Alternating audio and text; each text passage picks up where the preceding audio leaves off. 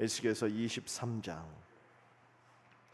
22절로 35절입니다. 에스겔서 23장 22절에서 35절입니다. 구약성경 1185쪽에서 1187쪽에 있습니다. 에스겔서 23장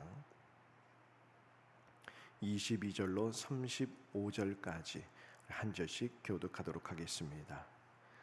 그러므로 오홀리바야, 주 여호와께서 이같이 말씀하셨느니라. 나는 내가 사랑하다가 싫어하던 자들을 충동하여 그들이 사방에서 와서 너를 치게 하리니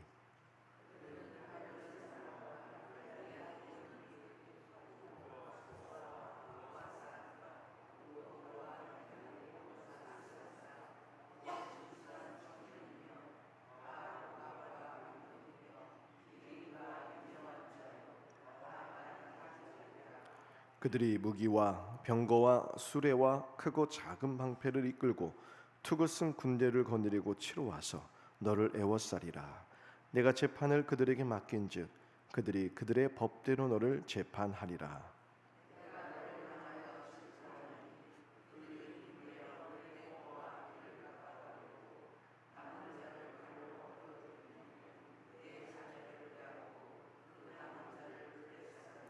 또 내 옷을 벗기며 내 장식품을 빼앗을지라.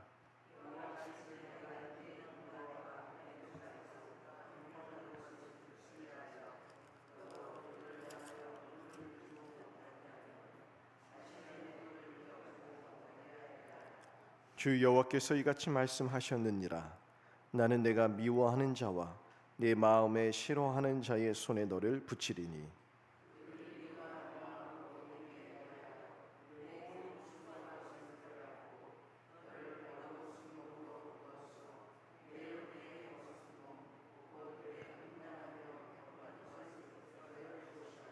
내가 이같이 당할 것은 내가 음란하게 이방을 따르고 그 우상들로 더럽혔기 때문이로다.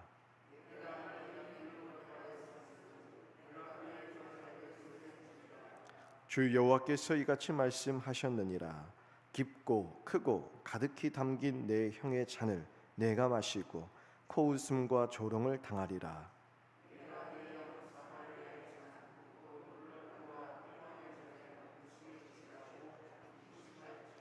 내가 그 잔을 다 기울여 마시고 그 깨어진 조각을 씹으며 내 유방을 꼬집을 것은 내가 이렇게 말씀하였음이라. 주 여호와의 말씀이니라. 그러므로 주 여호와께서 이같이 말씀하셨느니라. 내가 나를 잊었고 또 나를 내 등 뒤에 버렸은즉 너는 내 음란과 내 음행의 죄를 담당할지니라 하시니라. 아멘. 하나님께서 북이스라엘 오홀라를 그 음행으로 인하여 책망하시고 심판하셨습니다. 그런데 그 모든 모습을 보면서도 그 동생인 예루살렘을 상징하는 오홀리바는요 아무것도 배우지 못했지요. 오히려 언니보다 더 심각한 음행의 길로 빠져서 하나님 앞에 큰 진노를 받아 심판을 받게 되어 있습니다. 그래서 하나님은 말씀하세요. 오홀라보다 오홀리바, 즉 사마리아, 북이스라엘보다 예루살렘, 남유다의 죄가 더 크다. 보고도 깨우치지 못했기 때문에 오히려 더 심각한 음행의 길로 나아갔기에 더 큰 진노의 잔을 부으리라 말씀하셨어요. 그리고 오늘 말씀에 이제 그 하나님의 말씀대로 진노의 잔이 부어지는 말씀을 기록하고 있습니다. 22절에서 24절을 보면 하나님께서는 어떻게 심판을 하시느냐. 오홀리바가 사랑했던 남유다가 마음에 품고 하나님보다 더 의지했던 그 모든 이들, 바벨론, 갈대아, 북옷, 소아, 고아 사람, 그들과 함께한 아수르 사람들을 다 불러 모으게 돼요. 그들을 일으켜서 오홀리바를 치게 하시겠다 말씀하십니다. 그냥 치는 게 아니에요. 온갖 무장을 다 하죠. 할 수 있는 대로 그들이 할 수 있는 힘을 다 내서 모든 장비를 가지고 무장을 해서 그들의 방식대로 오홀리바 예루살렘을 심판하리라 말씀하십니다. 그리고 25절 26절에 보면 하나님의 진노가 그들의 분노를 통해서 그대로 전달되리라. 그런데 그들이 어떻게 분노를 쏟아붓냐 보시면 그들이 오홀리바의 코와 귀를 다 베어버리고 남은 자를 칼로 죽이고 자녀를 빼앗아가고 남은 자 남은 성을 다 불로 태우리라 말씀하십니다. 그렇게 오홀리바는 열방의 수치와 혐오의 대상이 되어버린다 말씀하시죠. 그런데 27절에 이렇게 말씀하세요. 유다가 그 정도로 처참한 상황에 떨어지고 나서야 애굽에서 시작되었던 음행을 그치게 되리라 말씀하십니다. 그리고 28절 29절에 오홀리바가 한때 사랑했던, 예루살렘이 한때 사랑했던 그 바벨론을 이제는 미워하게 되리라. 그렇게 처참한 상황에 떨어지고 나서야 죄를 미워하게 된다는 거예요. 죄를 멈추게 된다, 끊어버리게 된다는 것이죠. 근데 그때는 어떤 때냐? 하나님께서 바벨론 손에 그들을 넘겨주셔서 결국 바벨론은 유다가 지금까지 수고해서 이룬 것을 다 빼앗아 간대요. 의복과 장식물을 다 모아 모두 빼앗아 벌거벗겼어. 그들을 부끄러움으로 세상에 드러내고 나서야 그제서야 죄를 그치게 되리라 말씀하시죠.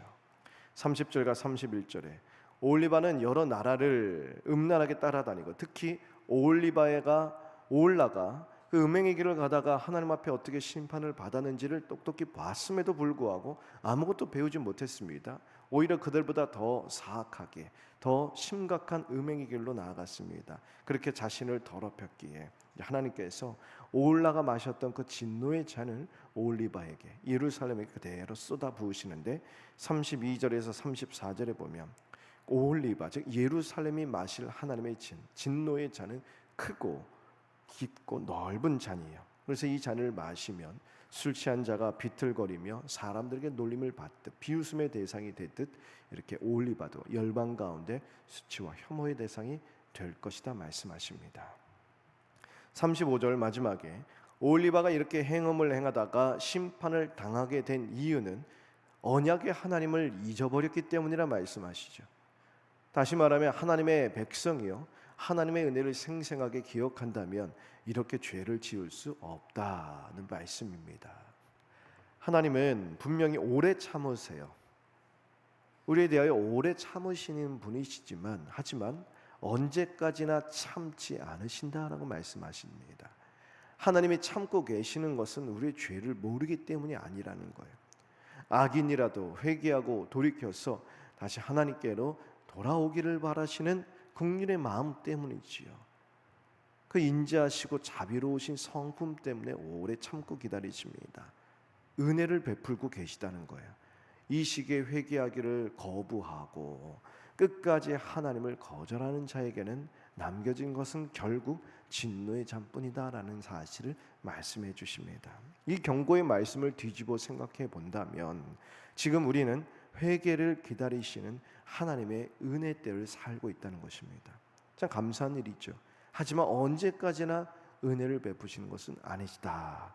언제까지나 우리 죄에 대해서 참으시는 것은 아니시다.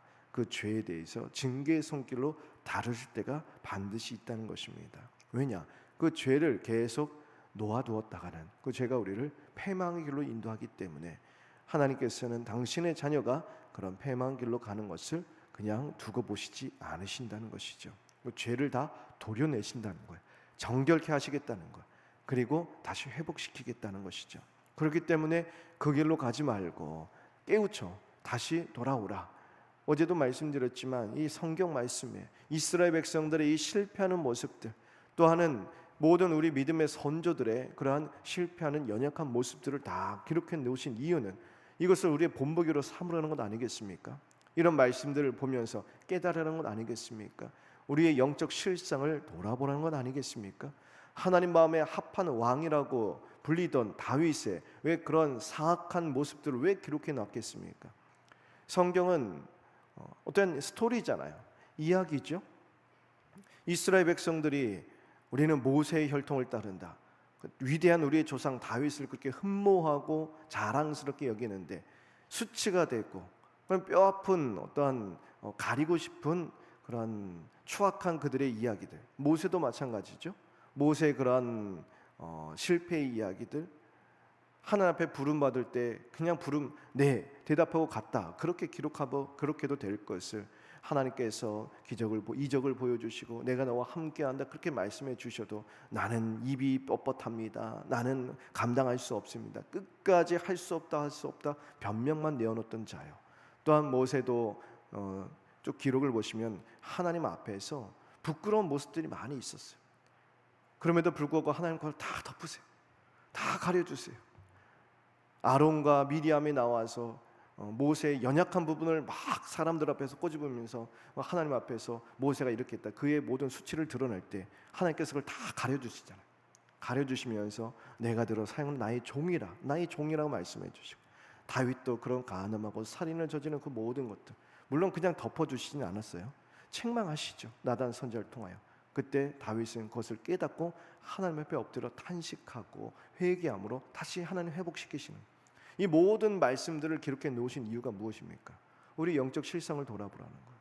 그리고 우리도 동일하게 하나님 앞에 그 죄를 깨닫고 회개하고 회복되어서 하나님이 우리를 통하여 이루시고자 하시는 그 모든 일들을 하나님이 우리 삶 가운데 담아낼 수 있도록 깨끗한 그릇으로 빚어지라 말씀해 주시는 것입니다.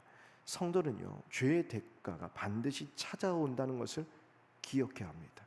하나님 우리 죄를 모르지 않으세요? 우리 죄를 그냥 덮고 넘어가지 않으세요? 그걸 반드시 다루셔야만 합니다. 그래야 우리가 하나님의 정결한 자녀로 그리스도의 장성한 분량에 이르러 자라날 수 있는 것이요, 우리를 더욱 깨끗한 그릇으로 빚어가셔야 우리 삶 가운데 하늘에 맞닿아 있는 하나님의 놀라운 뜻을 담아내실 수가 있는 것이죠.